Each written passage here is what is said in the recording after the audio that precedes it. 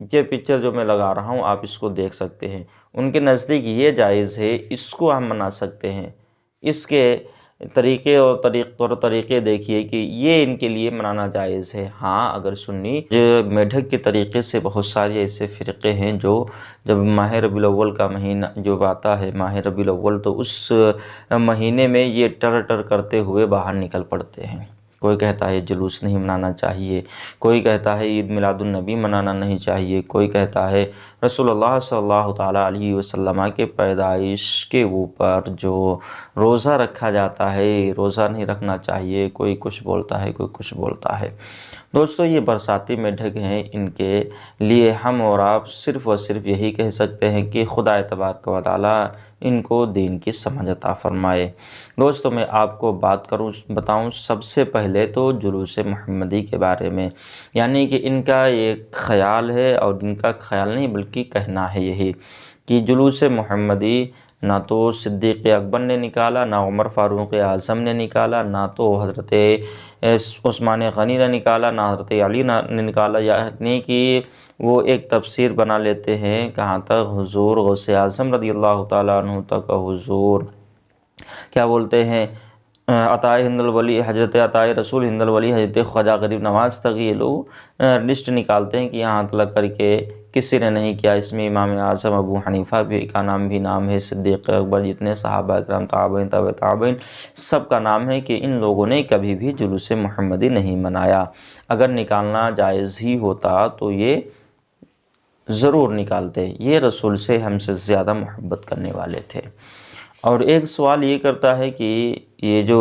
رسول کائنات صلی اللہ تعالیٰ علیہ وسلم کے پیدائش کی تاریخ ہے 12 ربیع الاول، تو اس کے بارے میں شاہ محدث حق دہلوی رحمۃ اللہ تعالیٰ علیہ نے تحریر فرمایا ہے کہ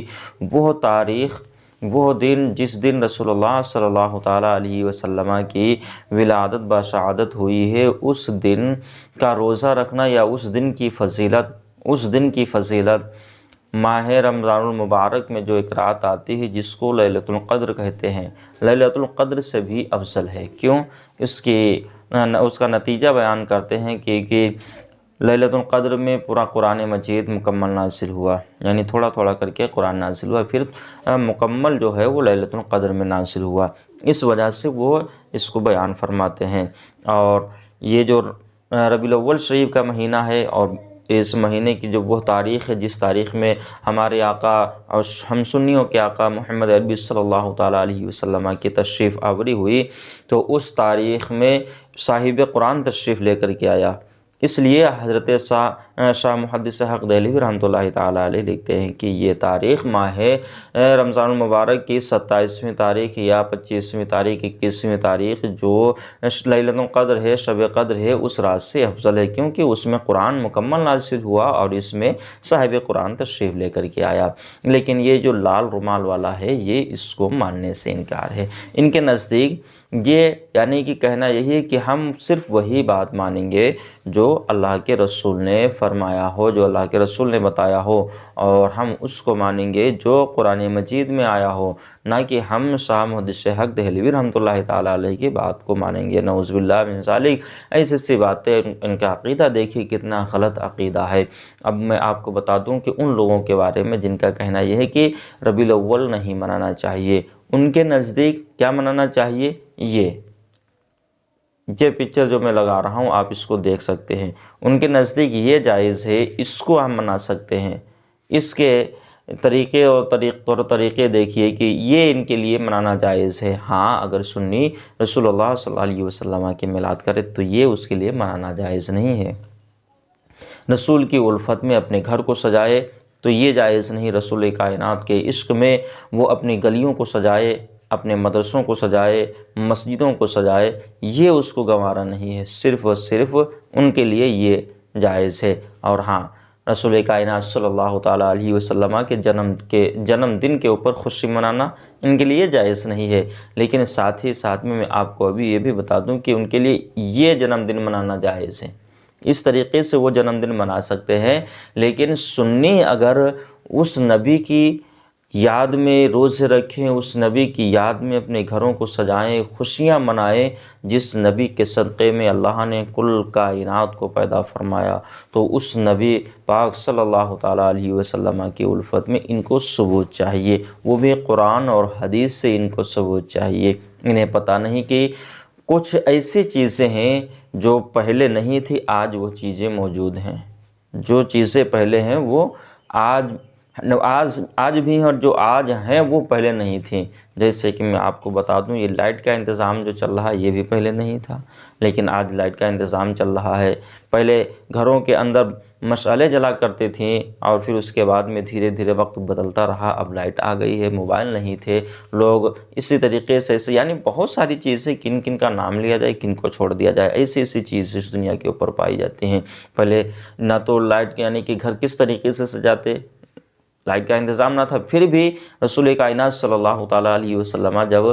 مکہ المکرمہ سے مدینہ تشریف لے کر کے گئے تو جتنے بھی وہاں پہ انصار تھے سبھی لوگ خوشی کا اظہار کر رہے تھے کہ رسول اللہ ہمارے گھر تشریف لے کر کے آئے۔ سبھی لوگوں نے اپنے گھروں کو سجایا تھا، بچیوں نے ڈھول کو بجایا، دف کو بجایا تھا، ڈھول بجائی تھی، دف کو بجایا تھا کہ رسول کائنات صلی اللہ علیہ وسلم تشریف لے کر کے۔ وہ خوشی یعنی کہ وہ خوشی ان کو نظر نہیں آ رہی ہے، بلکہ ان کو یہ اب دکھائی دے پڑ رہا ہے کہ جو رسول کائنات صلی اللہ علیہ وسلم کے اصحاب نے نہیں کیا ہے، رسول اللہ صلی اللہ تعالیٰ علیہ وسلم کے چاہنے والوں نے نہیں کیا ہے، اب یہ کہاں سے آ گیا ہے، جھنڈے کہاں سے آ گئے ہیں۔ جھنڈے لگانا حضرت جبریل علیہ السلام کی پیاری پیاری سنت ہے، فتویٰ لگانا ہے اگر تو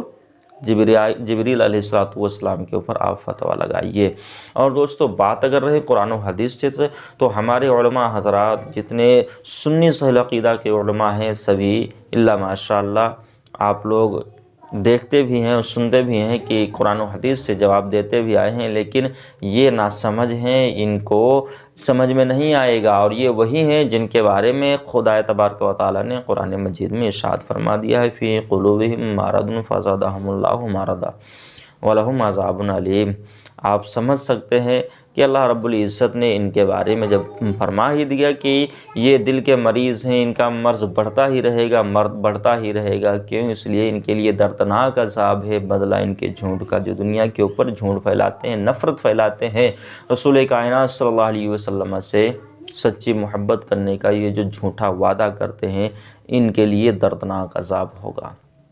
جو رسول کا سچا پکا امتی ہوگا وہ آمد رسول کے اوپر خوشیاں بھی منائے گا، لیکن ان کو تو سب سے پہلے یہ چاہیے کہ وہ پہلے اپنے گھر کی خبر لیں کہ ان کے گھر میں کیا ہو رہا ہے۔ ان کے اہل سنت کے اوپر یہ لوگ انگلیاں اٹھا رہے ہیں، تو آپ یہ لوگ دیکھیں جو حدیثی ہیں، قرآنی ہیں،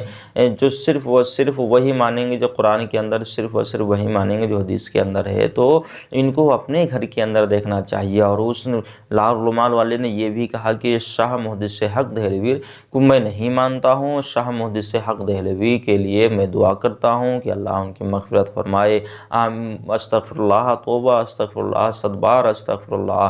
یہ دیکھیں کہ ایک علماء حق کے بارے میں اس کا کیا عقیدہ ہے، لیکن جب یہ لوگ ایسے ہی ہیں علماء حق، کیا